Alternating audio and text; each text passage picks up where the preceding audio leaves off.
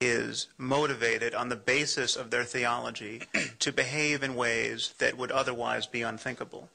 I mean, it takes some ideas to get someone who has economic opportunity, who has the benefit of an education, who has not been molested by occupying powers, and get him to think that the best use of his time is to hijack a plane and hit the wall at 400 miles an hour. I mean, if this were coming, if this kind of violence were coming by and large from the poorest of the poor, the most desperate, the most abused, then those variables would be far more salient. But it's not, and there are a variety of studies that bear this out.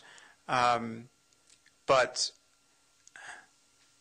what is interesting to me is the way in which your sophistication, your willingness to have a conception of religion and a conception of faith that is almost infinitely elastic, that is compatible with kind of any mode of discourse, a conception which never allows us to call a spade, is giving shelter to this kind of religious literalism. I have never for a moment believed, and I have never argued, that all bad things, all conflict, comes out of religion.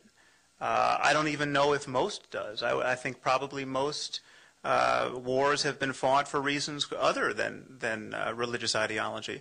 But the larger issue is dogmatism. The larger issue is belief without sufficient evidence, belief that is intrinsically divisive because it is immune to criticism, it is immune to the normal tests of conversation, tests of reasonableness, and these beliefs that divide us into these separate moral communities where we have Christians against Muslims against Jews, or blacks against whites, or one nation against another nation based on nationalism. I think nationalism can be incredibly corrosive of everything we want to encourage in civilization.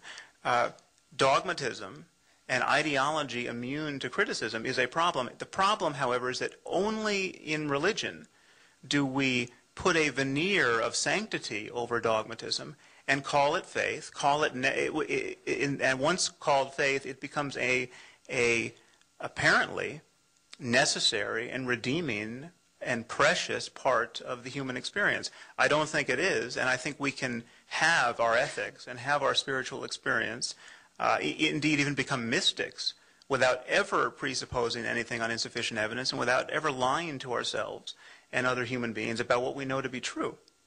Sam, I want to hold you to a close scrutiny of this phrase, which I think is a real shocker, and you must have intended it to be a shocker. Most Muslims are utterly deranged by their religious faith. I've even heard you back off a little bit now. You went from most to some significant subset. Well, no, okay. Let me just make it clear. I'm not backing off of that, because utterly deranged by the. I mean, I set the bar rather low for utter derangement. I mean, by my lights, thinking that the Quran is the best book ever written on any subject, really, is getting you pretty close to derangement. Thinking that that someone should be killed for criticizing it, or that it's a real problem that cartoonists caricature the Prophet Muhammad and they should be kidnapped. That this is the kind of treading upon the sanctities of the religion is a real social problem that demands more energy in its criticism than suicide bombing. That, I think, is a kind of derangement that is immensely widespread, and we shouldn't minimize it. The thing, however, the thing I don't know, and which is a place where I think Reza and I will actually have a meeting of the minds, is I don't know. I mean, it's perfectly clear to me that my style of conversation is not what can be broadcast to the Muslim world to change people's minds. I mean, that is your job. You are much better suited for that job. And I would agree with you that in order to empower the moderates of the Muslim world, drawing cartoons of the Prophet and writing paragraphs of the sort I've written is not a strategy. I'm not a diplomat. And I don't know, but what's troubling me is I don't know where the line is between encouraging moderation, representing what Islam could be. Islam could be a religion of peace, perhaps. Jihad could be just an inner spiritual struggle and have nothing to do with holy war. Indeed, that we have to raise a generation of Muslims who believe those things. But pretending that it is already is problematic, because it isn't for so many millions of Muslims. And it may be that if you pretend hard enough, in fact, you become what you pretend to be. And maybe that's part of the process. But I think we have to admit to ourselves that we are confronting the behavior of a death cult among millions and millions of Muslims, not 10,000 who went to training camps in Afghanistan. We are confronting an endorsement of this kind of behavior and a reflexive political solidarity where Muslims side with other Muslims, no matter how sociopathic their behavior, simply because they're other Muslims. We can't deny the problem while trying to encourage a more benign face of the religion. I mean, I completely understand where you're coming from, Sam, and I certainly, as we've talked in our many other conversations, do respect your intellectualism. But there's a reason why I don't write books about neuroscience, because I don't have an expertise in neuroscience. I write books about what's going on in the Muslim world because I have an expertise in what's going on in the Muslim world. I actually travel through the Muslim world. I study the Muslim world. I understand the conversations that are taking place.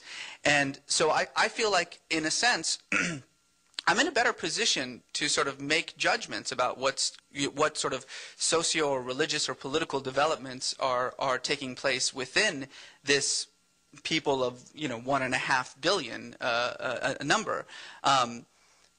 Statements like there are millions of Muslims who have this sort of death cult are profoundly inaccurate and are based on nothing except your sort of general impression of a region and of a religion that you have a very surface understanding of. Well, it's not.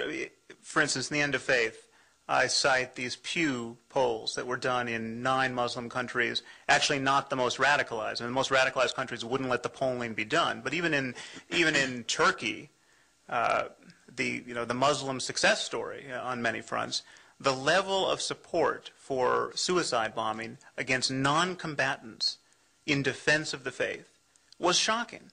I mean, you just run the numbers. When 77% of people in Lebanon say that it is justified, that's, it's not a minority. It's not even close to a minority. Even if it were only 5% of the Muslim world that was radicalized by my lights, that is still a problem we have to talk about soberly. I mean, we're talking about 75 million people. Certainly, and I don't think anybody would say that that's not a conversation that we need to talk about. But it's a civilizational problem that is not amenable to simply saying that Islam is a religion of peace. I don't understand what Islamic civilization means. I mean, I don't. I'm talking about the global civilization. Oh, I see.